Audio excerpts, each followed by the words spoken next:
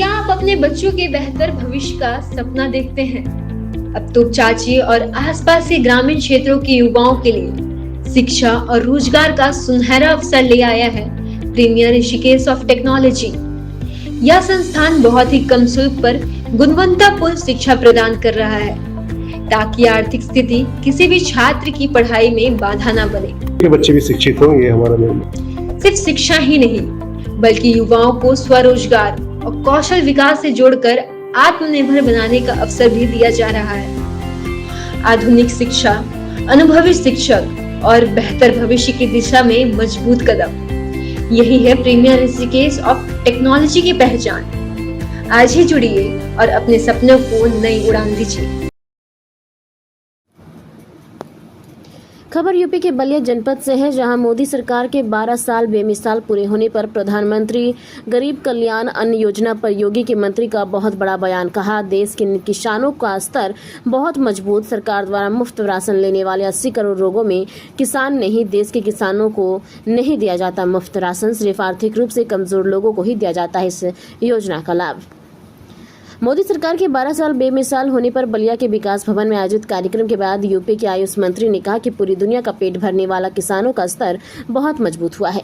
प्रधानमंत्री गरीब कल्याण अन्न योजना के तहत मुफ्त राशन देश के किसानों को नहीं दिया जाता, सिर्फ आर्थिक रूप से गरीब लोगों को ही दिया जाता है। जब सवाल किया गया कि क्या मुफ्त राशन पाने वाले 80 करोड़ लोगों में कोई किसान नहीं, तब मंत्री ने अपने बयान पर यू टर्न लिया और कहा कि सिर्फ छोटे किसानों को भले ही मदद हो मगर बड़े किसानों को नहीं दी जाती। अयोध्या से सपा सांसद अवधेश प्रसाद राम मंदिर में हुई चोरी का वर्तमान ट्रस्ट को बर्खास्त करने की मांग के सवाल पर मंत्री ने कहा क्या पलटवार कहा, जिनको राम मंदिर में जाने से परहेज है, उन्होंने कार सेवकों पर गोलियां चलाई है, उसे कुछ कहने का अधिकार नहीं। मंत्री जी, हमारा देश जो है वो कृषि प्रधान देश है और हमारा देश जो है वो दुनिया में सबसे बड़ा अनाज का एक्सपोर्टर भी रहा है।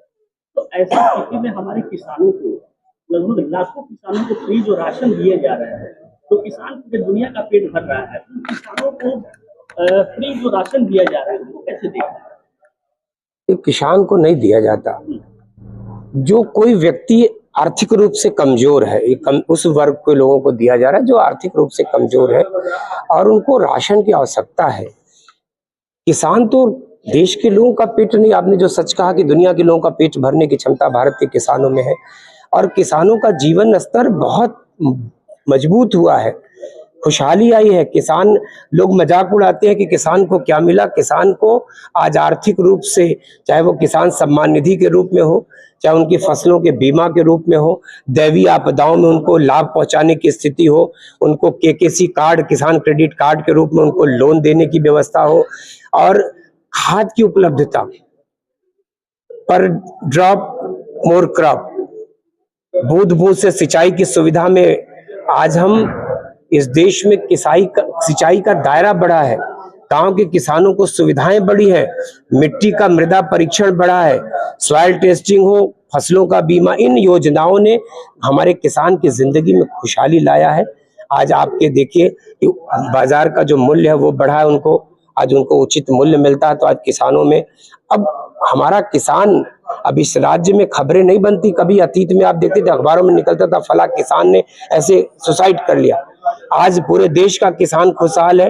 अब चूंकि फसलों का बीमा होता है तो उनका कोई दैवीय आपदा में नुकसान होता है, सरकार उसकी पूर्ति भी करती है और बीमा के रूप में उनको रकम भी मिल जाती है। और पशुओं का बीमा, तो मैंने कहा कि किसानों के लिए इससे बड़ी कोई, प्रधानमंत्री जी ने जिस दिन शपथ लिया तीसरी पारी में, उन्होंने पहला जो सिग्नेचर किया, हस्ताक्षर किया, वो किसान सम्मान निधि की किस्त जारी किया।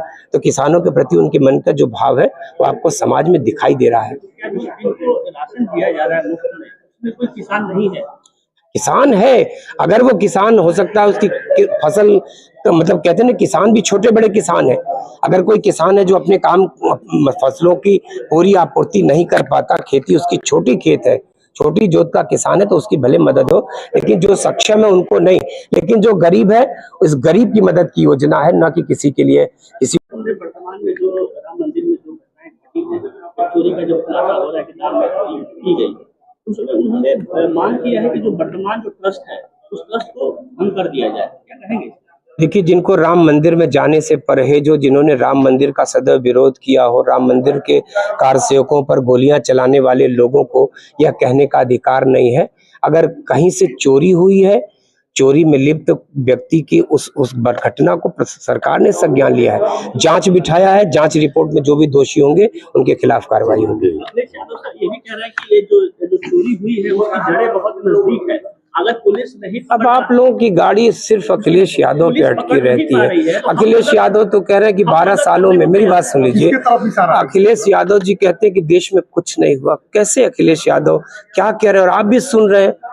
अरे कुछ नहीं हुआ तो कह के खत्म कर दिया सब। मैं कह रहा हूं कि अगर गलत कुछ होता है सरकार संज्ञान लेती है और बड़ी कड़ाई से गलती करने वालों के खिलाफ सरकार सख्त है, उन पे कार्रवाई होगी। हर व्यक्ति दोषी नहीं है, हर व्यक्ति गलत नहीं कर रहा है। हमारी सरकार ने, माननीय प्रधानमंत्री जी के नेतृत्व वाली सरकार ने जनमानस की बेहतरी के लिए नई नई योजनाएं लाने का काम किया है और उनको जनमानस तक पहुंचाने का काम किया। और सबसे बड़ी हमारी सरकार की खूबी है, जो एक पूर्व प्रधानमंत्री जी ने कहा था कि मैं 1 रुपये भेजता हूं और 80 पैसे जनमानस तक नहीं पहुंच पाता, केवल 20 पैसे होता है। हमारी सरकार ने सबसे पहले इस लीकेज पर रोक लगाई और ज़्यादातर योजनाओं में डीबीटी, डायरेक्ट बेनिफिशियरी ट्रांसफ़र का काम किया है। मैं बड़े विश्वास के साथ आपको कहना चाहता हूं कि प्रधानमंत्री जी के नेतृत्व वाली ऐसी योजनाएं जिनको उसके पहले जनमानस को नहीं प्राप्त हो पाती थी, उनको भी जनमानस तक पहुंचाने का काम किया।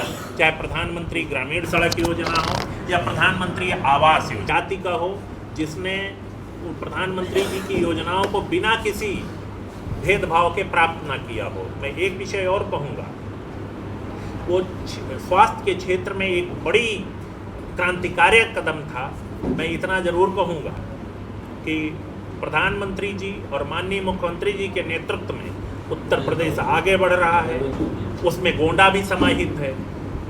और मैं इतना जरूर कहूँगा कि उत्तर प्रदेश $1 ट्रिलियन इकोनॉमी की ओर धीरे धीरे कदम बढ़ा रहा है और प्रधानमंत्री जी का जो विजन है 5 ट्रिलियन इकोनॉमी का, उसकी ओर उत्तर प्रदेश एक महत्वपूर्ण भूमिका निभाने जा रहा है। जब कच्चे मकानों की जगह पक्के मकान दिखते हैं आपको, तो निश्चित तौर पे आपका एक नई दृष्टि बनती है सरकार के प्रति और सरकार की जो योजनाएं वास्तविक रूप से पहुंचना चाहिए वो प्रतिबंधित। मंत्री ज्वलंत मुद्दा, हमारी सरकार बेरोजगारों के लिए हर प्रकार का काम कर रही हो, चाहे उनका स्किल डेवलपमेंट हो, सरकारी नौकरी हो, प्राइवेट क्षेत्र में स्टार्टअप चलाने के लिए काम कर रही है। तो निश्चित तौर पे हमारी सरकार ने जनमानस के लिए इस क्षेत्र में, रोजगार के क्षेत्र में बहुत सारे काम किए। अच्छा, मुख्यमंत्री जी ऐसे लोगों को छोड़ते नहीं कि आज जांच तय कर दी गई है, जो भी दोषी होगा उसके विरुद्ध कड़ी कार्रवाई।